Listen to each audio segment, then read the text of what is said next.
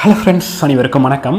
வக்ஃப் சட்டத்திருத்த மசோதா அப்படிங்கிறத அடிக்கடி நீங்கள் நியூஸில் கேள்விப்பட்டிருக்கலாம். ஸோ இந்த வீடியோவில் நம்ம என்ன பார்க்க போகிறோம் அப்படின்னா, இந்த வக்ஃப் அப்படின்னா என்ன, ஸோ இதில் சட்டத்திருத்த மசோதா எதுக்காக கொண்டு வராங்க, இது சட்டமாக எப்படி இருந்துச்சு அப்படிங்கிற மாதிரியான டோட்டல் டீட்டெயில்ஸ் வந்து பார்க்கலாம். வித் எக்ஸாம் பாயிண்ட் ஆஃப் வியூவில் எப்படிலாம் கேட்கறதுக்கு வாய்ப்புகள் இருக்குது அப்படிங்கிறது எல்லாமே பார்க்கலாம். கட்டாயமாக இந்த டாப்பிக்கில் இருந்து கேள்வி வர்றதுக்கான நிறைய சான்சஸ் அப்படிங்கிறது இருக்குது. குரூப் 1, குரூப் 2, குரூப் 4 எல்லாத்துலேயுமே வந்திருக்கு. ஏன்னா அந்தளவுக்கு நியூஸில் வந்து ரிப்பீட்டடாக அடிப்பட்ட ஒரு டாப்பிக்காக இந்த டாபிக் அப்படிங்கிறது இருக்குது. சரிங்களா? ஃபஸ்ட்டு வந்துட்டு இந்த வக்ஃப் சட்டத்திருத்த மசோதா அப்படிங்கிறது எப்போ கொண்டு வராங்க அப்படின்னா 2024 வந்து கொண்டு வராங்க. இதுக்கு முன்னாடி இது ஒரு சட்டமாக வந்துருக்கு, வக்ஃப் சட்டம் அப்படிங்கிறது ஒன்று இருக்குது. ஸோ அதில் சட்டத்திருத்த மசோதாவாக 2024 கொண்டு வராங்க.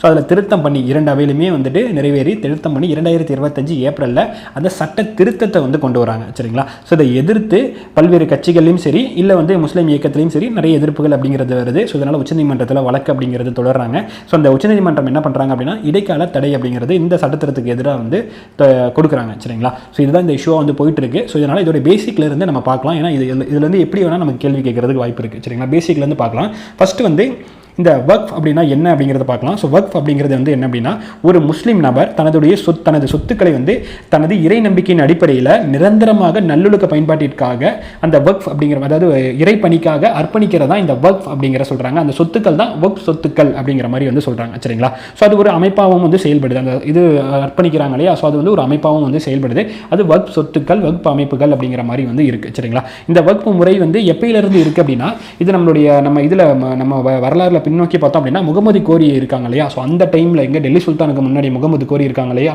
ஸோ அந்த காலத்தில் இருந்து இந்த வக்ஃப் முறை அப்படிங்கிறது அந்த முஸ்லீம் ஆட்சிகள்ல இருந்தே வந்து தொடர்ந்து வந்துக்கிட்டு தான் இருக்குது அப்படிங்கிறத சொல்கிறாங்க. அண்ட் இந்த வக்ஃப் சொத்துக்கள் அப்படிங்கிறது எதுக்காக இந்த மாதிரி வக்ஃப் சொத்தாக வந்து மாற்றுறாங்க, எதுக்கு கொடுக்குறாங்க, இதுக்கான நோக்கம் என்ன அப்படின்னு பார்க்கும்போது, ஸோ மெயினாக அந்த பள்ளிவாசல் நிர்வாகம், மசூதிகள் இருக்கு இல்லையா, ஸோ அதோடைய நிர்வாகத்துக்காகவும் பள்ளி மருத்துவமனைகள் போன்ற சமூக பணிகளுக்காகவும் அதை யூஸ் பண்ணிக்கிறாங்க. அண்ட் ஏழைகளுக்கு உதவி நலத்திட்டங்கள் செய்யறதுக்கும் அதை வந்து பயன்படுத்திக்கிறாங்க. அண்ட் மத நம்பிக்கைக்கு ஏற்ப அதோடைய அமைப்புகள் உருவாக்குறதுக்கும் இதை பயன்படுத்திக்கிறாங்க. சரிங்களா? ஸோ மெயினாக அந்த முஸ்லீம் அமைப்புகள், அதாவது வக்ஃப் சொத்துக்கள் அப்படிங்கிறது வந்து பார்த்தீங்க அப்படின்னா, அந்த பள்ளிவாசல் நிர்வாகத்துக்காக, அது இல்லாமல் தொண்டு பணிகளுக்காக, பள்ளி மருத்துவமனைகள், உதவி திட்டங்கள், இந்த மாதிரியான விஷயங்களுக்கும் என்ன பண்ணிக்கிறாங்க அப்படின்னா அதை யூஸ் பண்ணிக்கிறாங்க. அதுக்கு தான் வக்ஃப் சொத்துக்களை வந்து கொடுக்குறாங்க. ஸோ இப்போ இந்த வக்ஃப் வாரியம் அப்படிங்கிறது என்னன்னு பார்க்கலாம். வக்ஃப் வாரியம் அப்படிங்கிறது இது வந்து என்னன்னா, ப்ரொனன்சியேஷன் ஒவ்வொருத்தவங்க ஒரு மாதிரி பண்ணுவீங்க. ஸோ WAQF அப்படிங்கிறது அந்த வக்ஃப் அப்படிங்கிறது. ஸோ இந்த வக்ஃப் வாரியம் அப்படிங்கிறது என்ன அப்படின்னா, ஒவ்வொரு மாநிலத்துக்கும் ஒரு வக்ஃப் வாரியம் அப்படிங்கிறது அமைக்கப்பட்டிருக்கு, இப்போ இருக்குது. சரிங்களா? எல்லா மாநிலத்துக்கும் ஒரு வக்ஃப் வாரியம் அப்படிங்கிறது வந்து இருக்குது. இந்த வக்ஃப் சொத்துக்களை பாதுகாப்பது, நிர்வகிப்பது தான் இதோடைய கடமை. சரிங்களா? வக்ஃப் வாரியம் தான் அந்த ஒவ்வொரு மாநிலத்துக்கும் இருக்குது. அவங்க தான் வந்து அதை நிர்வகிக்கிறாங்க, பராமரிக்கிறாங்க ஒவ்வொரு மாநிலத்துக்கும். இப்போ இதோடைய வரலாற்று பின்னணி ஹிஸ்ட்ரி என்ன அப்படின்னு எடுத்து பார்க்கும்போது, இந்த வக்ஃப் முறைங்கிறது ஆல்ரெடி சொன்ன மாதிரி முகமது கௌரியினுடைய ஆட்சி காலத்தில் இருந்தே நடைமுறையில் வந்து இருக்குது. ஷாஜகான் காலத்தில் தாஜ்மஹாலில் பராமரிப்பு செலவுகள்லாம் 30 வக்ஃப் கிராமங்களுக்கு கிராமங்களில் இருந்து ஈடு செய்யப்பட்டது அப்படிங்கிற மாதிரியான வரலாறு எல்லாம் நமக்கு வந்து கிடைக்குது. சரிங்களா? அது இல்லாமல் பிரிட்டிஷ் பிரைவி கவுன்சில் அப்படிங்கிற கவுன்சில் வந்து இந்த வக்ஃப் முறை வந்து செல்லாது அப்படிங்கிற மாதிரி பிரிட்டிஷ் டைமில் வந்து அறிவிச்சாங்க. அதுக்கு அப்புறமேட்டுக்கு பார்த்தோம் அப்படின்னா வந்துட்டு முசல்மான் வக்ஃப் வேலிடேட்டிங் ஆக்ட் அப்படிங்கிற மாதிரி ஒரு ஆக்டை வந்து சுதந்திரத்துக்கு முன்னாடியே கொண்டு வராங்க. சுதந்திரத்துக்கு முன்னாடி பார்த்தீங்கன்னா 1913 ஃபஸ்ட்டு வந்து கொண்டு வராங்க. ஸோ அப்போ அது சரியாக அந்த அளவுக்கு இல்லை அப்படிங்கிறனால, எஃபெக்டிவாக இல்லைங்கிறனால 1923 வந்து கொண்டு வராங்க. அதுக்கப்புறம் அதுலேயே சின்ன திருத்தங்கள் பண்ணி 1930 ஒரு சட்டமும் கொண்டு வராங்க. சரிங்களா? ஸோ ஃபஸ்ட்டு வந்து சுதந்திரத்துக்கு முன்னாடி வந்த சட்டம் அப்படின்னு பார்த்தோன்னா 3 சட்டம் இருக்குது. 1913, 1923, 1930, 3 வருது பாருங்க. 13, 23, 30 3 சட்டங்கள் வந்து இருக்குது. ஸோ இதுக்கு முன்னாடி பார்த்தோம் அப்படின்னா யாருடைய காலத்திலேருந்து இருக்குது, முகமது கோரியோட காலத்திலேருந்து இருக்குது. ஷாஜகான் காலத்துலலாம் அது பற்றின நமக்கு வரலாற்று நிகழ்வுகள் பாயிண்ட் வந்து நமக்கு வந்து கிடைக்குது.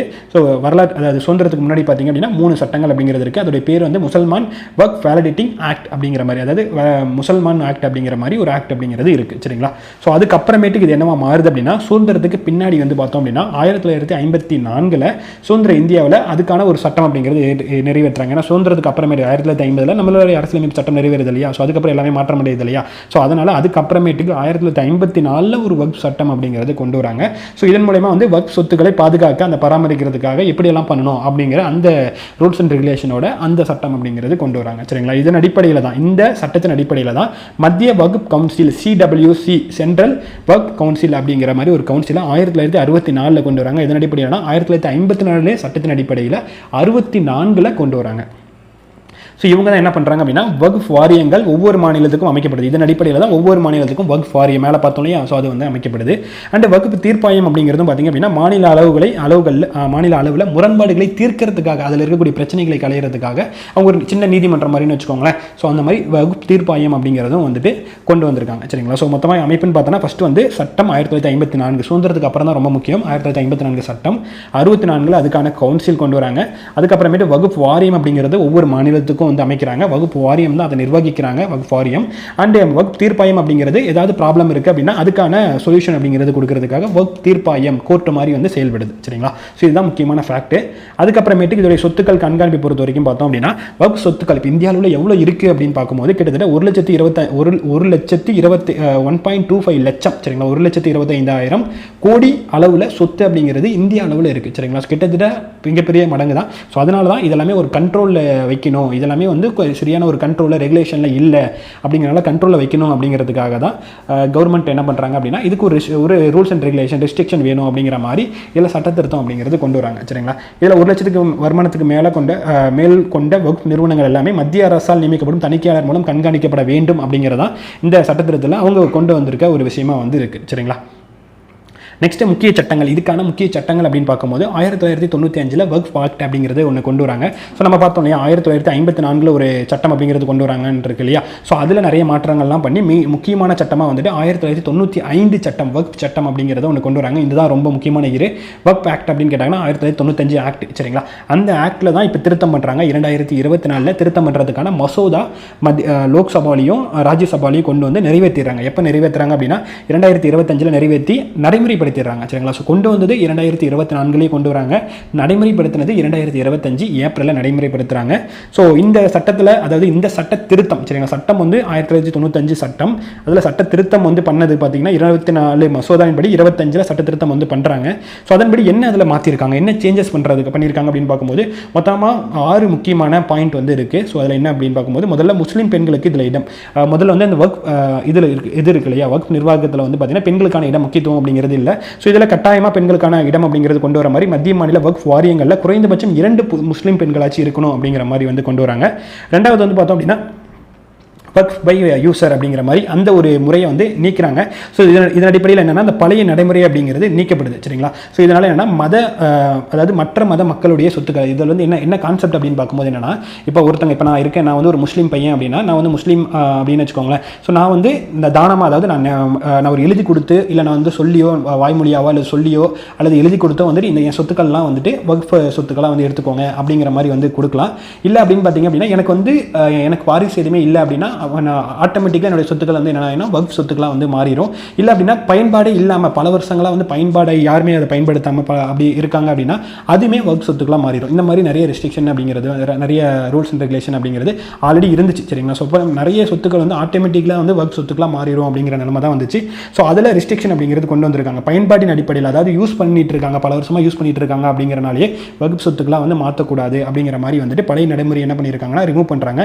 அண்ட் அதே மாதிரி தான் மற்ற மதத்தினுடைய சொத்துக்களை வந்து தவறுதலாக வக்ஃப் சொத்துக்களாக மாற்றுறது வந்து இதன் மூலமா தடுக்கிறாங்க அப்படிங்கிறது சொல்கிறாங்க. சரிங்களா. நெக்ஸ்ட் டிஜிட்டல் பதிவு கட்டாயம், அதாவது இந்த வக்ஃப் சொத்துக்கள்லாம் இருக்கு இல்லையா, இந்தியா முழுக்க நிறைய லட்ச கணக்கில் இருக்கு இல்லையா. ஸோ அந்த சொத்துக்களை என்ன பண்ணுறாங்க அப்படின்னா டிஜிட்டல் முறையில் கவர்மெண்ட்டோடைய இதுக்குள்ள ரெகுலேஷனில் கொண்டு வராங்க. சரிங்களா. ஸோ எல்லாமே இப்போ கவர்மெண்ட்டில் பதிவு பண்ணியிருக்கணும் அப்படிங்கிற மாதிரி அந்த பதிவு அப்படிங்கிறது கொண்டு வராங்க, டிஜிட்டல் முறையில் பதிவு பண்ணணுங்கிறத கொண்டு வராங்க.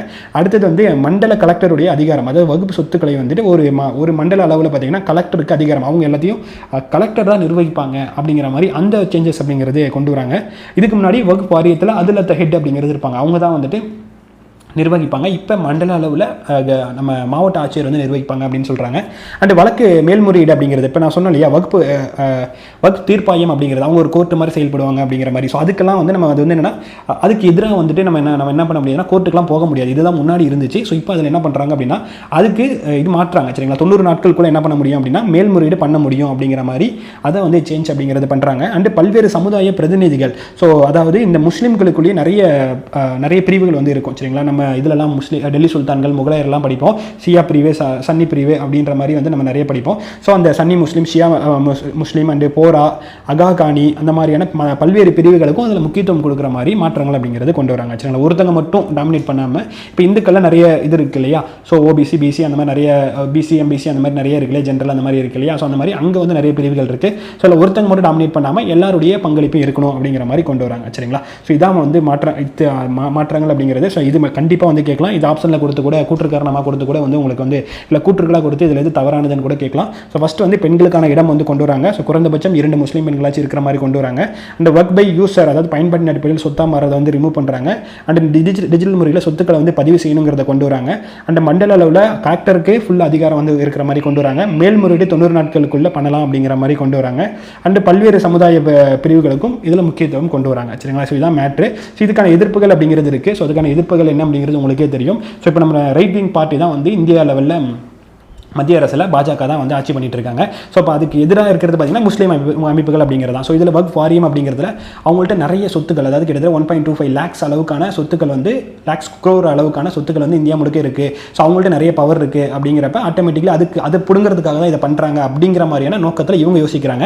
அண்ட் அது இல்லாமல் வந்து பார்த்தோம் அப்படின்னா இவங்க தனி ஒரு ராஜ்யம் மாதிரி வந்து இருக்காங்க அப்படிங்கிற மாதிரியான ஒரு மனப்பாங்க அவங்களுக்கும் மேபி வந்து இருக்கலாம். சரிங்களா, ஸோ இதுதான் இது 2 பேத்துக்கும் நடுவில், அதாவது இப்போ ஒரு ஆளுங்கட்சிக்கும் அதாவது பாஜக அண்டு முஸ்லீம் இயக்கங்களுக்கும் நடுவில் இருக்கக்கூடிய ஒரு பிரச்சனையாக வந்து இருக்கும். சரிங்களா, இதனால எதிர்ப்புகள் அப்படிங்கிறது இருக்குது. அண்ட் முஸ்லீம் அமைப்புகளுடைய அல்லது வக்ஃப் வாரியத்தினுடைய அந்த பவரை குறைக்கிற மாதிரியான பார்ட்டாக வந்து அரசு செயல்படுது அப்படிங்கிறது தான் அது எதிர்க்கிறவங்களுடைய ஒரு மனப்பாங்காக வந்து இருக்குது. சரிங்களா, ஸோ இதுக்கு கவர்மெண்ட் என்ன வந்து சொல்கிறாங்க அப்படின்னு பார்க்கும்போது இது வந்து சொத்து மோசடியை தடுக்கிற நடவடிக்கை இருக்குது. ஏன்னா நிறைய பேர் வந்து இதனால் அவங்களுடைய பினாமி சொத்து மாதிரி வந்து யூஸ் பண்ணிக்கிறது இந்த மாதிரிலாம் இருக்குது. ஸோ சொத்து மோசடியை தடுக்கிற நடவடிக்கையாக அது வந்து செயல்படுது.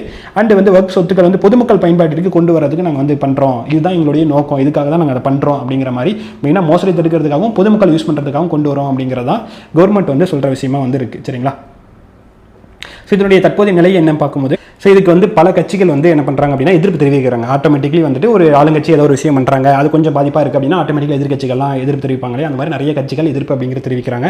அந்த முஸ்லீம் அமைப்புகளும் வந்து எதிர்ப்பு அப்படிங்கிறது தெரிவிச்சிருக்காங்க. ஸோ இது அடிப்படையில் உச்சநீதிமன்றத்தில் வழக்கு அப்படிங்கிறது தொடுத்திருந்தாங்க. ஸோ அந்த உச்சநீதிமன்றம் என்ன பண்ணியிருக்காங்க அப்படின்னா இது விசாரிச்சுட்டு இடைக்கால தடை அப்படிங்கிறது கொடுத்துருக்காங்க. இப்போதைக்கு இந்த சட்டம் வந்து அமலில் இல்லை, நடைமுறையில் இல்லை, இதுக்கான இடைக்கால தடை அப்படிங்கிறது கொடுத்துருக்காங்க. ஸோ இதோடைய நெக்ஸ்ட் ஸ்டெப் எப்படி போகும் அப்படிங்கிறது தெரியல. சரிங்களா, ஸோ இதுதான் இதோடைய ஓவரால் விஷயங்கள் அப்படிங்கிறது. ஸோ வக்ஃப் அப்படின்னு என்னன்னு பார்த்துட்டோம். ஸோ ஒரு முஸ்லீம் நபர் தன்னோட சொத்துக்களை வந்து தானாகவோ அல்லது அதனுடைய வாரிசின் அடிப்படையில் இல்லாமல் அந்த மாதிரி பல்வேறு இது இருக்குது. ஸோ அதன் அடிப்படையில் அந்த சொத்துக்கள் வந்து வக்ஃப் சொத்துக்களாக வந்து மாற்றப்படுது.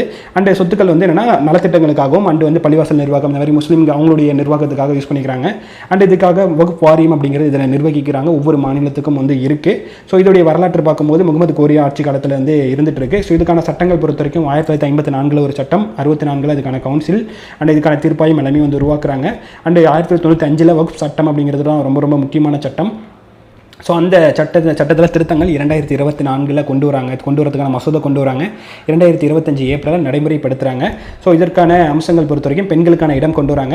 ஒர்க் யூசர் முறையை வந்து ரிமூவ் பண்ணுறாங்க. டிஜிட்டல் முறையில் எல்லாத்தையும் வந்து பதிவு செய்ய சொல்கிறாங்க. அண்ட் கலெக்டருக்கு மண்டல அளவில் கலெக்டருக்கு அதிகாரம் கொடுக்குறாங்க. மேல்முறையீடு 90 நாட்களுக்கு வரைக்கும் மேல்முறையீடு பண்ணலாங்கிற ஒரு ஆப்ஷனை கொண்டு வராங்க. பல்வேறு சமுதாயத்தினுடைய பிரதித்துவமும் வந்து இதில் கொண்டு வராங்க. சரிங்களா, ஸோ இதுதான் ஓவராலான விஷயங்கள். ஸோ எல்லாமே பார்த்தாச்சு. நெக்ஸ்ட் வீடியோவில் இன்னொரு முக்கியமான தலைப்பில் இருந்து பார்க்கலாம்.